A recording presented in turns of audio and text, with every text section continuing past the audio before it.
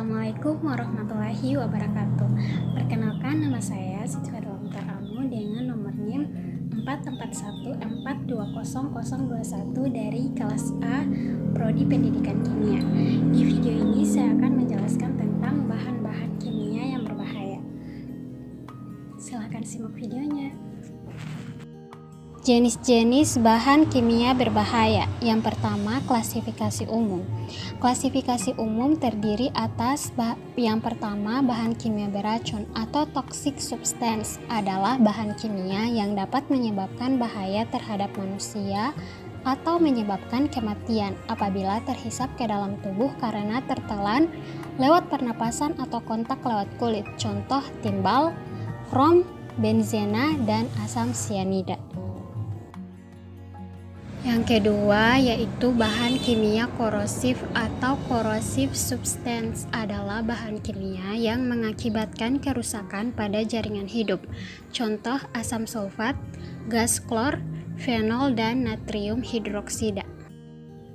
Yang ketiga, bahan kimia mudah terbakar atau flammable substance, yaitu bahan kimia yang mudah bereaksi dengan oksigen dan menimbulkan kebakaran.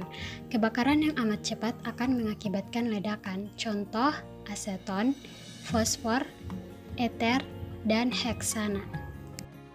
Yang keempat yaitu bahan kimia mudah meledak, yaitu suatu zat padat atau cair atau campuran keduanya yang karena reaksi kimia dapat menghasilkan gas dan tekanan besar dalam waktu yang pendek sehingga menimbulkan kerusakan di sekelilingnya. Contoh trinitrotoluen, nitrogliserin, dan amonium nitrat. Yang kelima yaitu bahan kimia oksidator, yaitu bahan kimia yang dapat menghasilkan oksigen sehingga menyebabkan kebakaran bahan-bahan lain. Contoh kalium klorat, kalium permanganat, hidrogen peroksida, dan peroksida organik. Yang keenam, bahan kimia reaktif terhadap air, yaitu bahan kimia yang amat reaktif terhadap air dan menghasilkan panas dan gas yang mudah terbakar. Contoh logam natrium dan kalium.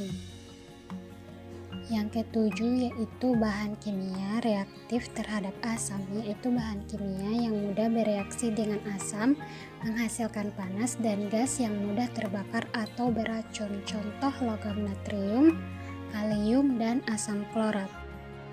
Yang kedelapan yaitu gas bertekanan atau compressed gas, adalah gas yang disimpan di bawah tekanan tinggi. Contoh hidrogen, asetilen, nitrogen, dan etilen oksida. Yang kesembilan yaitu bahan kimia radioaktif atau radioaktif substance, adalah bahan kimia yang mempunyai kemampuan memancarkan sinar radioaktif dengan aktivitas lebih besar dari 0,002 mikrocurie atau gram. Contoh radium dan fransium. Jenis bahan kimia berbahaya yang kedua yaitu dampak bahan kimia terhadap kesehatan. Dampak kimia terhadap kesehatan itu ada 9. Yang pertama, keracunan sistemik, artinya zat tersebut dapat beredar ke seluruh tubuh, meracuni sistem kerja organ tubuh tertentu. Contoh benzena, timah, dan kadmium. Yang kedua, gangguan pernapasan bagian atas, terutama disebabkan oleh gas-gas yang larut dalam air seperti amoniak, belerang dioksida, formaldehida, dan asam asetat.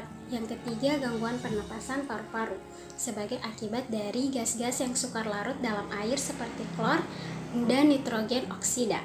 Yang keempat, ada asphyxian sederhana, yaitu sesak napas karena kekurangan oksigen akibat dari adanya gas-gas inert seperti nitrogen, karbon dioksida, asetilen, dan gas metan. Yang kelima, ada asphyxian kimia, yaitu sesak napas akibat adanya gas yang beracun seperti karbon monoksida, asam sianida, dan asam sulfida. Yang keenam, ada pembiusan atau hilangnya kesadaran oleh adanya gas-gas seperti kloroform, aseton, etanol, dan toluen. Yang ketujuh, ada sensitasi atau kepekaan pada bagian tubuh tertentu atau alergi sebagai akibat senyawa disosianat, epoksi, formaldehid, dan debu. Yang kedelapan ada kanker sebagai akibat masuknya zat karsiogenik ke dalam tubuh seperti senyawa poliaromatik, alfa-toksin, benzena, senyawa nitrogen organik, dan senyawa brom. Dan yang terakhir ada pneumokoniosis, yaitu terjebaknya partikel-partikel seperti silika, serabut asbes dalam paru-paru. Jenis bahan kimia berbahaya yang ketiga yaitu akibat-akibat yang ditimbulkan saat terpapar bahan kimia.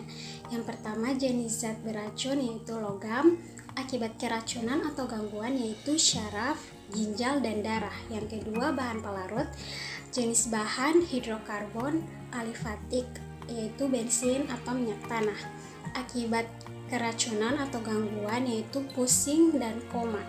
Yang ketiga gas beracun, jenis bahan asfiksian yang sederhana yaitu seperti N2, helium, dan neon. Akibat keracunan atau gangguan yaitu sesak nafas dan kekurangan oksigen. Yang keempat ada karsinogen, jenis bahan benzena, dan akibat keracunan yaitu leukemia. Yang kelima atau yang terakhir yaitu pestisida, jenis bahan organoklorin dan organofosfat. Akibat keracunan atau gangguan yaitu pusing, kejang, hilang kesadaran, dan kematian. Jenis-jenis bahan kimia yang berbahaya yang terakhir yaitu faktor-faktor kemudahan terbakar. Untuk dapat mengenal kemudahan satu zat untuk terbakar, perlu diketahui faktor-faktor yang menentukan kemudahan terbakar tersebut. Faktor-faktor tersebut adalah yang pertama batas konsentrasi bawah atau lower flammable limit atau LFL adalah batas konsentrasi zat terendah dalam udara yang dapat dibakar. Yang kedua, batas konsentrasi atas atau upper flammable limit atau UFL adalah batas konsentrasi zat tertinggi dalam udara yang masih dapat dibakar. Daerah antara LPL dan UPL merupakan konsentrasi yang mudah terbakar. Yang ketiga adalah titik didih, yaitu suhu di mana tekanan uap zat cair sama dengan tekanan atmosfer. Semakin rendah titik didih, semakin berbahaya karena semakin banyak uap yang dihasilkan pada suhu kamar. Yang keempat, titik nyala adalah suhu di mana zat tersebut menghasilkan uap pada permukaannya sehingga dapat dinyalakan. Dan yang kelima, titik bakar adalah suhu di mana zat dapat terbakar dengan sendirinya tanpa dinyalakan. Itulah jenis-jenis bahan kimia yang berbahaya dari keempat materi yang telah saya jelaskan. Mohon maaf bila ada kesalahan. Wassalamualaikum warahmatullahi wabarakatuh.